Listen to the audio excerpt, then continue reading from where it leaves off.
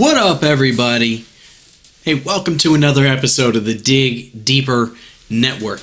I'm your host, Cody G. Couple things going on in politics. In fact, that's what a lot of the media is covering currently. I figured I got a little bit to catch up on because I jumped on the bandwagon a little bit earlier and I haven't really been covering these primaries. So what I'm going to do is cover a couple stories relating to politics. It'll be a little more descriptive in the title down below. But hey, subscribe for more. Like this video if you enjoyed it. Give me some feedback in the comments section down below and let me know what you think. First of all, I regret to announce that after Super Tuesday, Ben Carson made the decision to drop out of the race. Ben said there's just not a political path forward where he is, and he's absolutely right. I enjoyed him. I thought he was a really well-qualified candidate. I loved his ideas, and if Trump wasn't in the race, he'd be the person that I was championing. What got to the best of him, though, is just the quietness, the shyness. A lot of these debates, like he hasn't gotten a whole lot of time, and I just think it's a darn shame. I hope that he goes up for it again. He's making an announcement about what step he's making in his career moving forward, and I hope that he gets involved with the political process moving forward, because I think that he's a very smart, well thought out guy, and he had a lot of great ideas, especially in the realm of healthcare, where in the Republican race they don't really seem to put out an exact plan as to what they're replacing Obamacare with. Ben Carson is out of the race officially, announcing it, and gotta feel bad for the guy. Moving on. After Super Tuesday, we're able to count delegates on both the Democrat and Republican side, and it would appear that there is clear front runners, which are Hillary Clinton and Donald Trump. Bernie Sanders, who literally everybody that I see online is posting about Bernie Sanders. He actually gets 89% of millennials as far as voters, and I just see it all over the place, and I'm completely surprised because Bernie Sanders has been trailing a good deal behind Hillary Clinton, despite me believing that he was the more popular vote. How many Hillary fans do you know? How many Sanders fans do you know? I really think that the Hillary fans aren't very outspoken. They're dormant, or this thing is rigged to some degree. Now, Clinton comes from the Clinton regime, very well connected in government, and Sanders has been sitting in Congress at least since the 90s. And if I had to pick between the two of them, I'd pick Bernie Sanders over Hillary Clinton. He's a common sense guy. Obviously, we're not going to agree, but he looks at things logically, and I have to recognize that.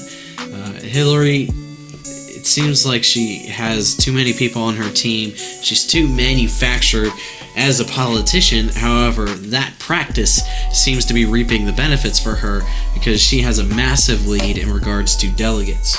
To date, which is March the 2nd, it would appear that Clinton has 1,052 delegates, and Bernie Sanders has 427, trailing way more than I would have predicted. So, you need 2383 in order to win the nomination, and the fact that she has more than doubled his delegates, he's being cast into the shadows. I mean, this is incredible. I didn't imagine this would happen. What I did imagine would happen, though, is that Trump has a massive lead. He is running a national campaign. He's largely popular in all the segments, including Mexicans, including upper and lower income levels. I mean, literally in every bracket, Trump seems to have a lead, and he's doing pretty well with getting the delegates. The Democratic and Republican primaries differ in that you need 2383 to win for the Democrat side, but 1237 to win on the Republican side. So it shows that Donald Trump has currently 319 delegates. Ted Cruz behind him at 226 and Marco Rubio at 1 10. Now, Trump has a lead, but statistics would tell you that he doesn't have as good of a lead as Hillary does on Bernie, and I am absolutely flabbergasted about that. However, I've predicted from the beginning that Trump would get to the top, and no matter what, no matter how much hatred I get, no matter how many people dissenting or disagree with me, will admit that I was at least right about Trump. He's soaring to the top. He's a people person. He can solve issues, and he's a great candidate. I really don't understand why it is that it's just open season with the bashing. You do not see much of the Republican side, much of the other side, as far as what you bump into on a daily basis. I mean, Republicans really are a dying breed. The party system is going to have to shift. I personally engaged in an argument where I disclosed that I don't care about the social issues anymore, and I think that we would have more Republicans if we can get off the irrelevant social issues.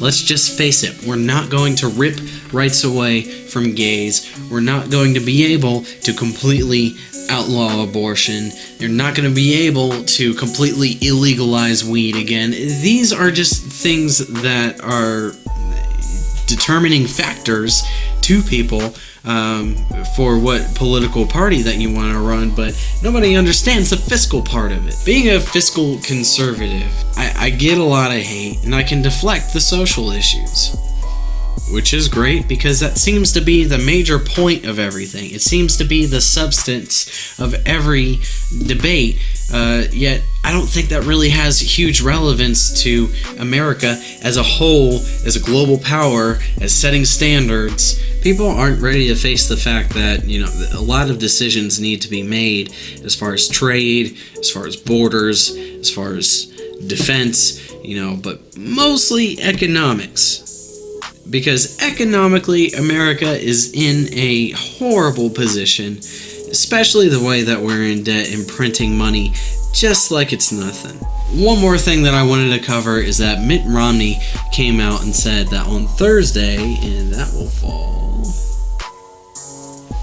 fall on March 3rd, he's going to come out and address the state of the race. Now, at this point, Mitt Romney, to me, has, betrayed us by taking the Republican nomination and not being able to capitalize. Now, President Obama has been a good people person, and I don't think people really realized the pros and cons of his presidency. And I think Mitt would have been a great guy to illustrate this point, but he just stumbled up. He couldn't deflect insults. He couldn't argue with President Obama very well. Mitt Romney is going to come out and tell Trump to release his taxes, and he's going to endorse other Republican candidates.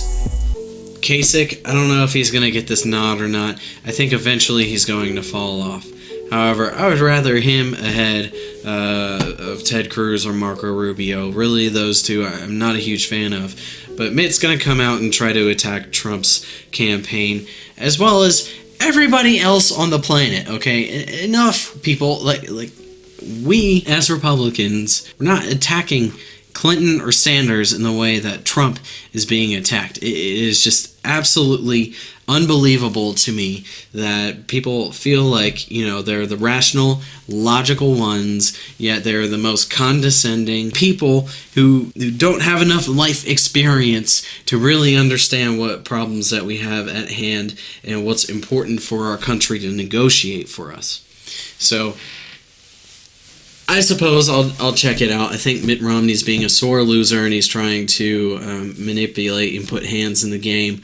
I think that this is our only shot because none of the other ones really have that appeal. Donald Trump is, he's able to work with both sides to a certain degree. He is a recognizable name. I think that he is going to give us a fair shot and defeat Democrats, because I just really don't think that in the country today it's viable for Republicans to win anymore. I think it's a shrinking group at this point, and I know that I definitely experience it in my little social bubble.